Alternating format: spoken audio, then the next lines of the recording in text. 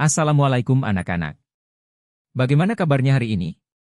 Sekarang, kita akan belajar tentang kisah perjalanan hijrah Nabi Muhammad ke Madinah. Tahukah kalian peristiwa perjalanan hijrah Nabi Muhammad SAW ke Madinah? Bagaimana strategi Nabi Muhammad SAW agar dapat selamat sampai di Madinah? Siapa saja orang-orang yang menemani Nabi Muhammad SAW dalam perjalanan ke Madinah? Apa saja peristiwa yang terjadi selama dalam perjalanan?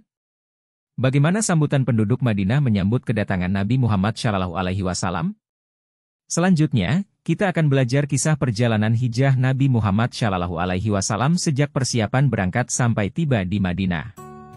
Kaum musyrik Quraisy sangat terpukul dengan keberhasilan Nabi Muhammad SAW berhijrah ke Madinah untuk membangun satu komunitas muslim yang hidup tenang, sambil berdakwah.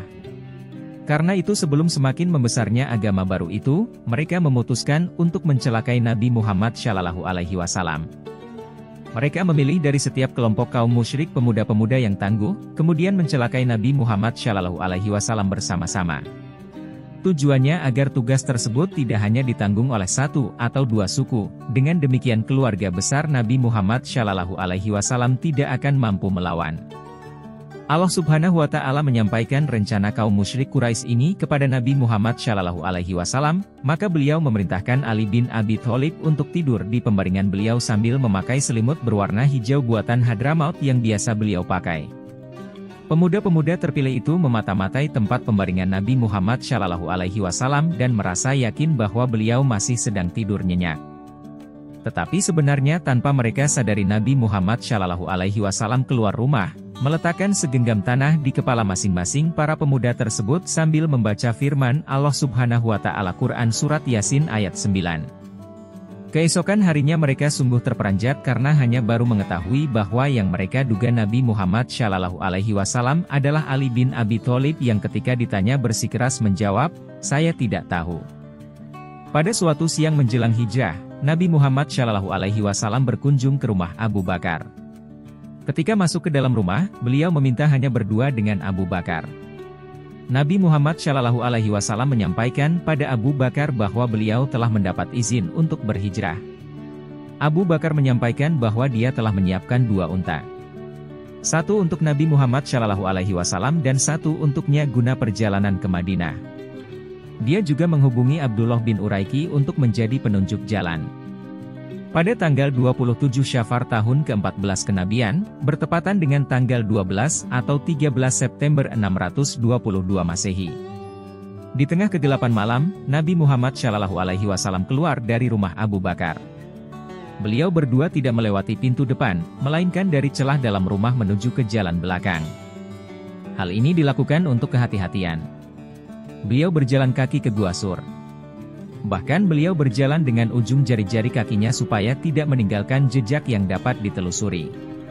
Nabi Muhammad SAW menempuh perjalanan dengan mengambil jalur selatan Makkah yang biasanya digunakan perjalanan ke Yaman, bukan jalur utara yang biasa digunakan menuju ke Madinah.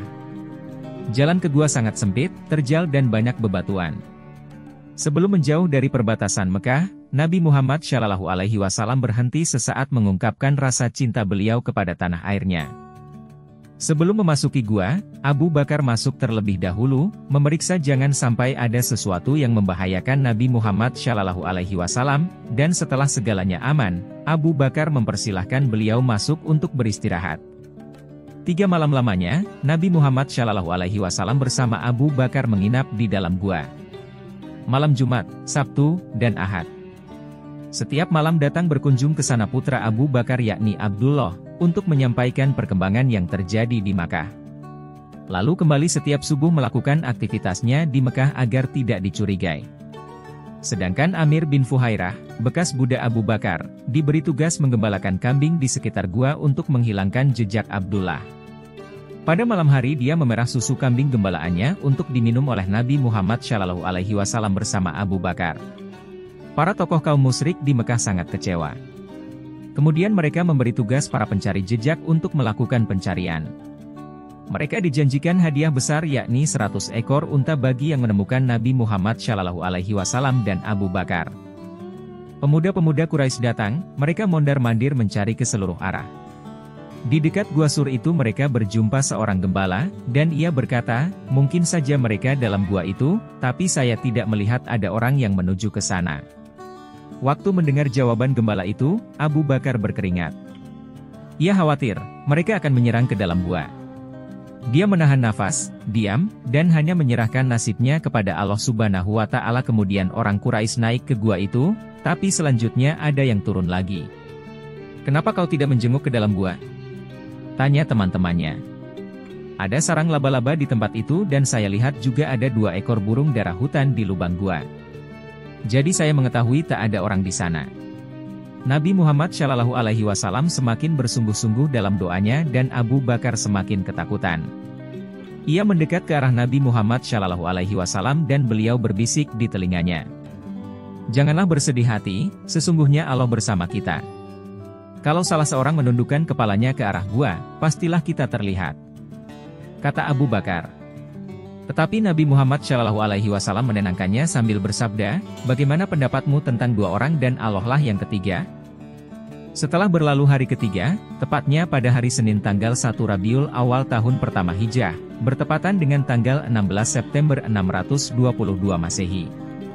Nabi Muhammad Shallallahu Alaihi Wasallam bersama Abu Bakar dijemput oleh Abdullah bin Uraiki guna mengantar mereka menuju Madinah sambil membawa kedua unta yang dititipkan sebelumnya oleh Abu Bakar. Sebelum menunggangi salah satu unta yang disiapkan Abu Bakar, Nabi Muhammad Shallallahu Alaihi Wasallam bersabda, aku tidak menunggangi unta yang bukan milikku. Abu Bakar berkata, ini hadiah untukmu. Nabi bersikeras menolak hadiah itu sambil menanyakan berapa harga yang dibayar Abu Bakar untuk membelinya. Karena desakan Nabi Muhammad Shallallahu Alaihi Wasallam, Abu Bakar menyampaikan harganya dan setuju untuk dibayar beliau. Ketika itu juga Asma putri Abu Bakar datang dengan bawaan bekal perjalanan, namun waktu bekal itu akan digantung di unta, dia tidak punya tali untuk mengikat, lalu dia memotong ikat pinggangnya dengan cermat. 1 potong untuk mengikat bekal dan yang 1 digunakan untuk mengikat pinggangnya. Dengan peristiwa ini Asma diberi gelar Zat An-Yaqain, pengguna 2 ikat pinggang.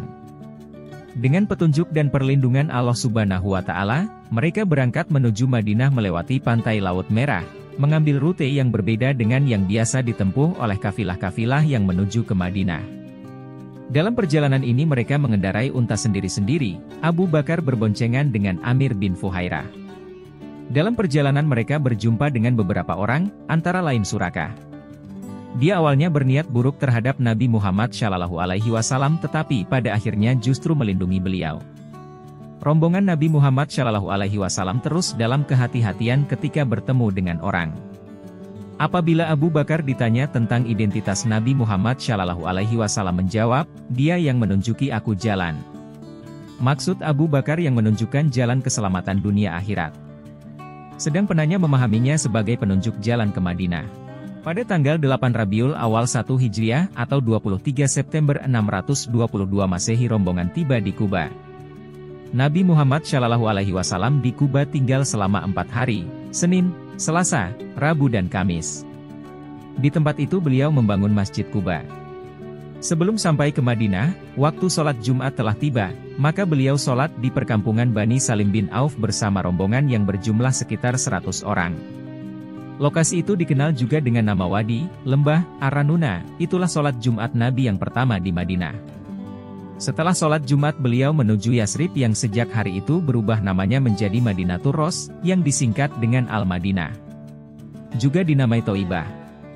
Sahabat Nabi Muhammad Shallallahu Alaihi Wasallam, Al-Bara bin Azib, yang menyaksikan peristiwa ini berkata, aku tidak pernah melihat penduduk Madinah sangat gembira seperti mereka menyambut Rasulullah Shallallahu Alaihi Wasallam.